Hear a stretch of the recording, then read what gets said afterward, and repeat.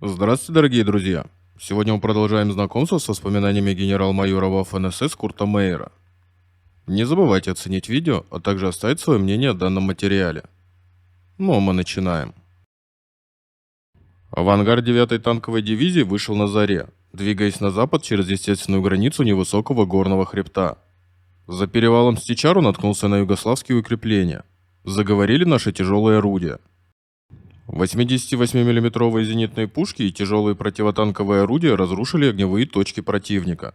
В считанные минуты они превратились в дымящиеся развалины. Все выглядело каким-то нереальным. Далеко на востоке поднималось кроваво-красное солнце, а в долинах утренний туман смешивался с плотными клубами пыли. Очереди красных трассирующих пуль наших пулеметов уходили с захваченного нами перевала вниз в долину. Вдруг появились вражеские самолеты. Летя низко над горами, они закружились над дорогой в долине и атаковали Кюстендил. Когда бомбы падали на город, его улицы и дороги в окрестностях были забиты колоннами наших войск. Слава богу, потери были невелики, но, к сожалению, был тяжело ранен командир 2-го батальона нашей мотопехотной бригады СС Лейбштандарт Адольф Гитлер. Двигаясь в колоннах, мы все ближе и ближе подходили к границе и, наконец, достигли ее ближе к вечеру. 9-я танковая дивизия уже прорвалась через пограничные укрепления и продвигалась вглубь Югославии. Головное танковое подразделение наступало на Скопье, ведя огонь на ходу. Мы спускались с перевала мимо разрушенных пограничных и дорожных заграждений и умело расположенных небольших бетонных огневых точек. Нам попадались многочисленные пленные, среди которых было немало немцев из Баната, которые приветствовали нас громкими возгласами и пожимали нам руки. Трупы мертвых лошадей, уже раздувшихся под южным солнцем, лежали в траншеи. Живые лошади спускались по полям или безучастно стояли на краю дороги. На смену труднопроходимой местности пришла несколько иная. Гор стало меньше. Высокие заснеженные вершины остались позади. Мы наткнулись на наши первые подбитые танки и свежие могилы под Куманово, свидетельствующие о жестоком бое за город. Темнота опустилась быстро. Над маршевой колонной быстро сгустилась темнота южной ночи. Скоро мы должны были достичь дорожной развилки к югу от Скопья. От Велеса и далее мы должны были взять на себя роль ударного авангарда в ходе наступления на юг через Прилеп и Монастир. Мы достигли последних аванпостов 9-й танковой дивизии вскоре после полуночи и готовились вступить на ничейную землю. Прежде чем взвод передового охранения выступил в авангарде, я еще раз проинструктировал его солдат и командиров, сообщил о складывающейся для нас ситуации и пожелал моим боевым товарищам всего наилучшего. Я напутствовал уходивший в темноту взвод словами: «Ребята, ночь принадлежит хорошему солдату». Мотоциклы двинулись в путь. Сначала медленно, потом все быстрее. Это напоминало о голландской кампании. Вскоре я обнаружил, что Варжинек лично взял на себя командование и без лишних разговоров рванул на юг. Но здесь были не гладкие асфальтированные дороги Голландии и Франции. Наше продвижение вперед было связано с переходом через узкие горные дороги и ущелья. Дорога на Прилеп круто поднималась вверх. Через короткое время первые пули просвистели над нашей головой. Отдельные солдаты противника засели где-то в горах и пытались остановить наше наступление. Я следовал за передовым отделением. Короткой команды было достаточно для продолжения движения. Вперед и только вперед. Наша цель – овладеть территорией к югу и воспользоваться замешательством противника. У подножия небольшого холма за деревней мы снова попали под обстрел. Бронемашины оказывали поддержку атакующим стрелкам-мотоциклистам и били трассирующими снарядами по противнику.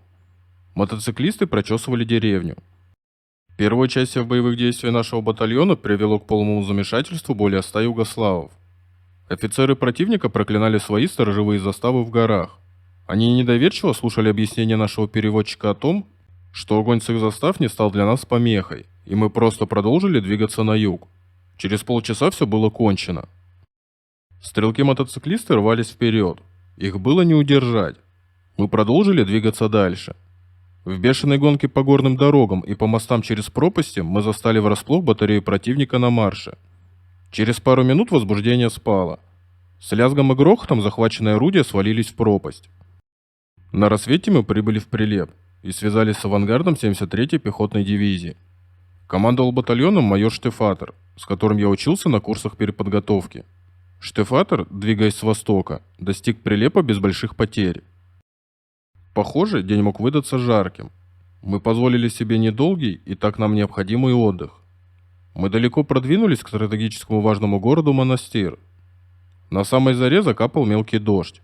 Он смешался с пылью и превратил ее в серую липкую грязь. Озабоченно всматривались мы в убегающую тени ночи.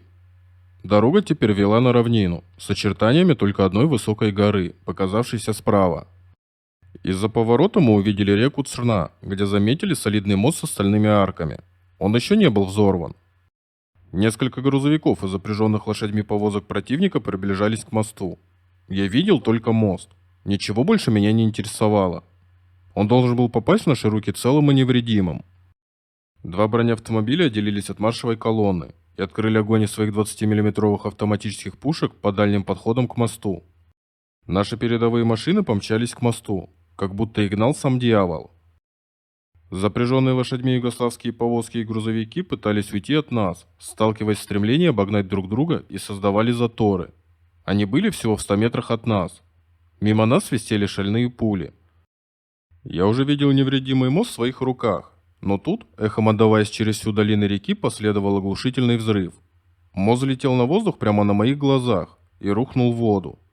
Лошадей, солдат и машины противника подбросило вместе с мостом в воздух, и их поглотили бурные воды Црны. Застрочил югославский пулемет.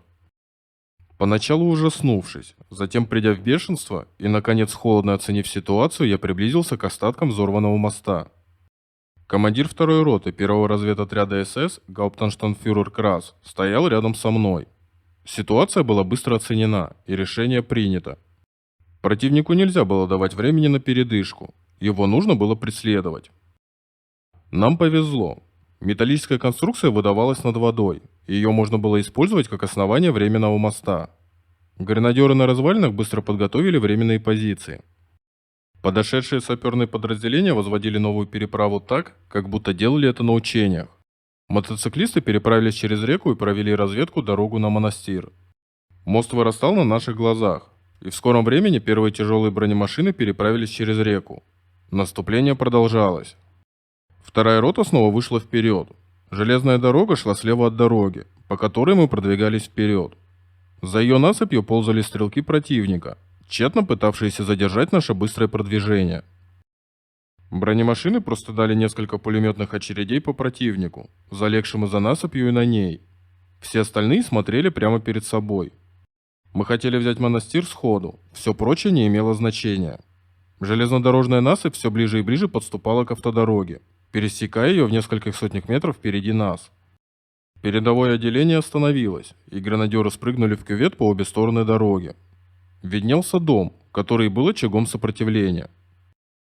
50-миллиметровая противотанковая пушка заняла позицию под огнем противника и пару раз выстрелила по стенам. Дом с грохотом развалился на части. Только тут я заметил, что противник на насыпи активизировался, осмелев из-за остановки нашего авангарда. Из-за насыпи забил пулемет, осыпая нас градом пуль и не оставив нам другого выбора, кроме как принять вызов. Дело было быстро улажено благодаря огню из бронемашин. Оставшиеся в живых югославские солдаты бежали в болотистую низину за железнодорожной насыпью. Я уже собирался прыгнуть в мотоцикл унтершарфюрера СС Вайля, когда возобновившийся огонь нескольких югославов вновь прижал нас к земле. Мой планшет изрешетило пулями. Его обрывки лежали на краю кювета.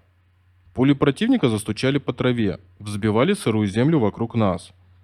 Булькающий звук заставил меня посмотреть на Вайля. Он корчился на дне кювета. Его нижняя челюсть была раздроблена и повисла. Мы не могли себе позволить застревать тут. Противнику нельзя было давать прижимать нас на подходах к Монастиру и выбивать нас из этих высоких холмов. Я крикнул передовым подразделениям. Мотоциклисты, как акробаты, запрыгнули в свои мотоциклы и помчались вперед. Передовые подразделения как магнитом притягивали за собой остальную часть батальона. Мы мчались по смоченной дождем скользкой дороге. Дождь шел весь день. При этом через пелену рваных облаков начинало пробиваться солнце. Сопротивление югославов нарастало. Трассирующие пули их пулеметов злобно свистели, прошивая насквозь служащие своего рода укрытием стога сена, превращая их в гигантские факелы. Монастир находился прямо перед нами. Мы уже видели раскинувшийся среди гор город. На склоне по правую руку я увидел вражескую батарею, которая как раз занимала позицию. Вперед! Нет времени тушить пожары. Мы должны были войти в город. Мы хотели схватить защитников за горло. Нас завораживала скорость. Из пулеметов мы били очередями по противнику по обе стороны дороги. Прямо перед нами возникло наполовину возведенное дорожное заграждение. Огонь! В воздух спарывали очереди из бронемашин, и в баррикаду полетели ручные гранаты. В полном замешательстве ошарашенные защитники бросились в укрытие.